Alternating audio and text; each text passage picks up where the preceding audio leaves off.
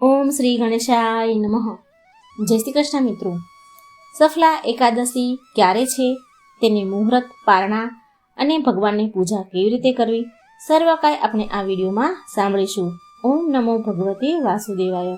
મિત્રો, આજના આ વિડીયોમાં આપણે સાંભળીશું માગસર માસની વદ પક્ષની 2024ની છેલ્લી એકાદશી, જીવનમાં સફળતા આપનાર સફલા એકાદશીના મુહૂર્ત વિશે જાણીશું.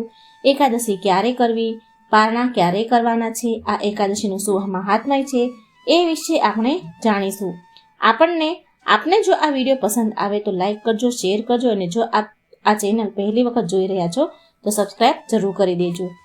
શાંતકારમ ભુજગશયનમ પદ્મનાભમ સુરેશમ વિશ્વાધારમ ગગન સુદર્શમ મેઘવર્ણમ શુભાંગડમ લક્ષ્મીકાંતમ કમલનયનમ યોગી ભીધ્યાન ગમન્યમ વંદે વિષ્ણુ ભવય ભય હવરમ સર્વલોકે એકનાથમ. બોલો ભગવાન લક્ષ્મીપતિ નારાયણની જય. મિત્રો, 2024ના વર્ષની છેલ્લી એકાદશી એટલે માગસર માસની વદ પક્ષની સફલા એકાદશી. એકાદશીનું વ્રત ભગવાન શ્રી નારાયણને સમર્પિત છે. એકાદશી મહિનામાં 2 વાર આવે છે અને બંને એકાદશીનું મહાત્મ્ય અલગ અલગ બતાવવામાં આવ્યું છે અને ફળ પણ અલગ અલગ બતાવવામાં આવ્યા છે. અને આ એકાદશીના સ્વામી પણ ભગવાન શ્રી હરિ છે.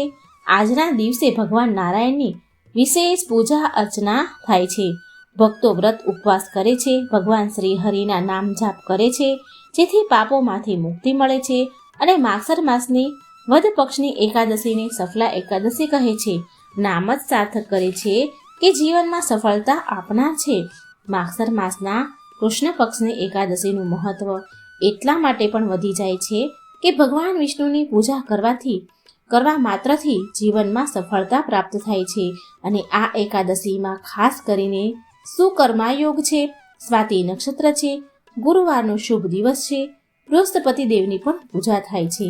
સૌપ્રથમ આપણે એ જાણીએ કે એકાદશીના વ્રતની તિથિ ક્યારે શરૂ થાય છે, વ્રત ક્યારે કરવું અને પારણા ક્યારે કરવા એ જાણીએ તો આપણા હિન્દુ પંચાંગ અનુસાર માગસર માસના વદ પક્ષની તિથિ પ્રારંભ થાય છે તારીખ 25 ડિસેમ્બર 2024 બુધવારે મોડી રાત્રિએ લગભગ 10:30 એટલે કે 10:30 વાગે, અને આ તિથિ પૂરી થાય છે 26 ડિસેમ્બર 2024 રાત્રે લગભગ 12:30 એટલે કે 12:30 વાગ્યાની આસપાસ.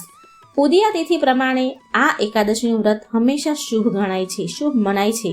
અને આ વખતે આ એકાદશીમાં વૃદ્ધિ તિથિ પણ નથી અને ક્ષય તિથિ પણ નથી, એટલે કે સંપૂર્ણ એકાદશી તારીખ 26 ડિસેમ્બર 2024 અને ગુરુવારના દિવસે આ વ્રત રાખવાનું રહેશે.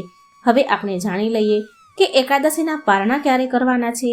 તો માગસર માસના વદ પક્ષની સફલા એકાદશીના પારણા તારીખ 27 ડિસેમ્બર 2024 શુક્રવારે સવારે 7:10 થી લઈને 9:20 સુધીમાં કરવાના રહેશે. સવારે 7:10 થી લઈને 9:20 સુધીના પારણા કરી લેવાના હશે. આ દિવસે અન્નપૂર્ણા વ્રત પણ સમાપ્ત થાય છે. અન્નપૂર્ણા માતાજીને ક્ષમા પ્રાર્થના કરીને સમાપન કરવાનું છે. 21 દિવસનું અન્નપૂર્ણાનું વ્રત આજે પૂર્ણ થાય છે. સફલા એકાદશીના દિવસે ભગવાન વિષ્ણુની પૂજા કરવાથી કષ્ટોમાંથી મુક્તિ મળે છે. જીવનમાં આવતી બાધા, વિઘ્નો સર્વ કાંઈ દૂર થાય છે. પુણ્ય ફળની પ્રાપ્તિ થાય છે. સફલા એકાદશીમાં એકાદશી વ્રત કરવાથી સફળતા પ્રાપ્ત થાય છે. જીવનમાં ધન ધાન્યથી પરિપૂર્ણ આપણું જીવન થાય છે અને મૃત્યુ બાદ વૈકુંઠ લોકની પ્રાપ્તિ થાય છે. આવું મહાત્મ્ય છે આ એકાદશીનું. આપણા ઋષિ મુનિઓએ પાપ, પુણ્ય, સ્વર્ગ, નર્ક આદિનો વિચાર કરીને મનુષ્યને સારા માર્ગે ચાલવા માટે, સારા કર્મ કરે એ માટે વ્રત, જપ, તપ, ઉપવાસ કરવા માટે સૂચન આપેલા છે. તેમાં એકાદશીનું મહાત્મ્ય ઘણું બધું છે. આ દિવસે નારાયણ ભગવાનની શ્રી હરિની વિશેષ પૂજા અર્ચના થાય છે. ચાલો જાણીએ ભગવાનની પૂજા કેવી રીતે કરીશું. તો આમ તો ભગવાનની પૂજા ભાવથી, પ્રેમથી, ભક્તિથી થાય છે. જે કાંઈ આપણી પાસે હોય એ સમર્પણ આપણે ભગવાનને અર્પણ કરીએ તો ભગવાન ખુશ થાય છે, પ્રસન્ન થાય છે. ભગવાન બધું સ્વીકારે છે. આપણી પાસે જે કંઈ ઉપસ્થિત હોય તે સાધન સામગ્રીથી પૂજા થઈ શકે છે. જે ભક્તો એકાદશીનું વ્રત કરવા માંગે છે અથવા જો વ્રત નથી પણ કરતા તો તેઓ પણ આજે ભગવાનની પૂજા જરૂર કરે. વ્રત ન કરવું, એ કરવું કે ન કરવું એ આપણા શરીરની ક્ષમતા અનુસાર નિર્ણય લેવાનો હોય છે. ફળ ફળાહાર ખાઈને નકોરડા નિર્જળા જે રીતે તમે વ્રત કરી શકતા હોય એ રીતે વ્રત કરાય છે. જો આપણા શરીરની ક્ષમતા હોય એ પ્રમાણે વ્રત કરવું જોઈએ. માનસિક સેવા કરી શકાય છે. વ્રત કે દાન પુણ્ય પરાણે કરવામાં આવે તો એનું કોઈ પુણ્ય પણ નથી મળતું. માટે સંકલ્પ પણ એકાદશીની સવારે જ લેવાનો હોય છે. એકાદશીએ વહેલા ઉઠીને નાહી ધોઈ સ્વચ્છ વસ્ત્ર ધારણ કરી ઘરની સફાઈ કરવી, મંદિરની સફાઈ કરી ઘરમાં મંદિરમાં ગંગાજળનો છંટકાવ કરવો અને પછી આપણા મંદિરમાં જે કોઈ ભગવાનની મૂર્તિ કે ફોટો હોય તેની પૂજા કરવી. મૂર્તિ હોય તો પંચામૃત છે, ગંગાજળ છે, દૂધ દહીં મધ ગંગાજળ સાદું જળ છે એનાથી સ્નાન કરાવવું. શ્રી યમુનાજીનું સ્મરણ કરવું સ્નાન કરાવતી વખતે, કારણ કે યમુનાજી ભગવાન શ્રી કૃષ્ણના ચતુર્થ પટરાણી છે અને યમુના જળથી સ્નાન કરવાથી ભગવાન પ્રસન્ન થાય છે. માટે ભગવાનને સ્નાન કરતી વખતે યમુનાજીનું સ્મરણ જરૂર કરવું. પછી ભગવાનને વસ્ત્ર પરિધાન શૃંગાર વગેરે કરવા. પછી ભગવાનને 2 તુલસી દળ ચરણોમાં સમર્પિત કરવા. પછી ભગવાનને વિવિધ ભોગ અર્પિત થાય છે. માખણ, મિશ્રી, સાકર, સિઝનેબલ જે સિઝનના ફળ ફ્રૂટ આવતા હોય તે, સૂકા મેવા, પંચમેવા, જે પણ તમારી ક્ષમતા છે, તમારી શક્તિ છે એ પ્રમાણે ભગવાનને ભોગ અર્પણ કરવું. તેમાં પણ 1 તુલસી દળ જરૂર પધરાવવું. ભગવાન તુલસી દળ વગરનો ભોગ સ્વીકારતા નથી, માટે તુલસી પત્ર જરૂર ચડાવવું. ત્યાર પછી વ્રતનો સંકલ્પ કરવો. જેવી રીતે તમે વ્રત કરવાના હોય નિરાહાર નિર્જળા ફળ ફળાદી કરીને જેવી રીતે તમે કરી શકતા હોય એવી રીતે વ્રતનો સંકલ્પ કરો. અને વ્રત ન થાય તો મનમાં દુઃખ ન લગાડવું. માત્ર આ દિવસે ભગવાનની પૂજા કરો તો પણ એનું ફળ મળે છે. ભક્તિ કરો, કીર્તન મંત્ર જાપ ભગવાનનું સ્મરણ જે થાય તે કરો. વ્રત ન થાય તો મંત્ર કરવા, મંદિરમાં જઈને દર્શન કરવા, જેટલી પણ તમારી ક્ષમતા છે શક્તિ છે તમારી એ પ્રમાણે તમે ભગવાનની ભક્તિ કરો. ભગવાનના મંદિરે જઈને દર્શન થાય તો કરો કે પછી ઘરમાં હોય કે તમે ગમે તે જગ્યા પર હોય ત્યાં પ્રભુનું સ્મરણ કરો. આ એકાદશીની તિથિ પાપ હરણી છે. આમ કરવાથી આપણે પુણ્યના ભાગીદાર બનીએ છીએ. અને જેવી રીતે થાય એ રીતે ભગવાનની સેવા કરવી. સ્મરણ માત્રથી પણ ભગવાન આપણી આરાધના જરૂર સાંભળે છે અને આપણને પુણ્ય ફળ જરૂર મળે છે. અને એકાદશીના દિવસે જો આપણે ભગવાનના નામ લઈએ છીએ તો કંઈ એ વ્યર્થ નથી જતા. ભગવાન એનું હજારો ગણું પુણ્ય ફળ આપે છે. આ એકાદશીના દિવસે તુલસી માતાની સવાર સાંજ દીપદાન કરીને સેવા કરવી જોઈએ. લાલ લીલી ચુંદડી ઓઢાડવી જોઈએ. નૈવેદ્ય સમર્પિત કરવા જોઈએ. પીપળાનું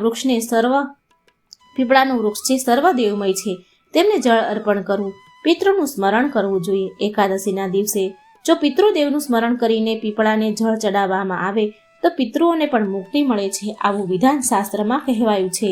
પીપળાના વૃક્ષને સૂતરના દોરાથી 7 પરિક્રમા પૂરી કરવી જોઈએ. 7 પરિક્રમા કરવી.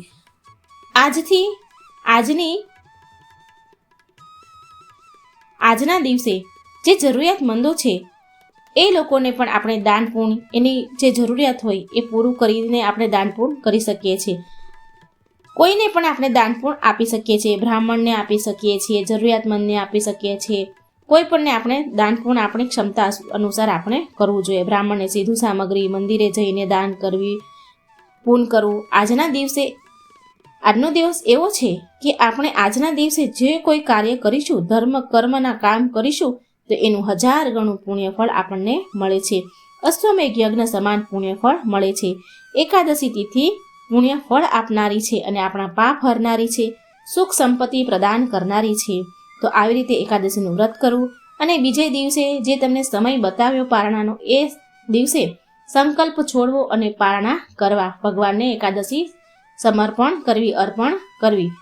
તો મિત્રો, મને આશા છે કે તમને આ વિડીયો, આ માહિતી પસંદ આવી હશે. અને પસંદ આવી હોય તો વિડીયોને લાઈક કરજો, શેર કરજો અને આ ચેનલને સબસ્ક્રાઈબ કરવાનું મિત્રો ભૂલશો નહીં. ઓમ નમો ભગવતે વાસુદેવાય. અચ્યુતમ કેશવમ રામ નારાયણમ કૃષ્ણ દામોદરમ વાસુદેવમ હરે. જય શ્રી હરિ. જય શ્રી કૃષ્ણ. રાધે રાધે. Thank you.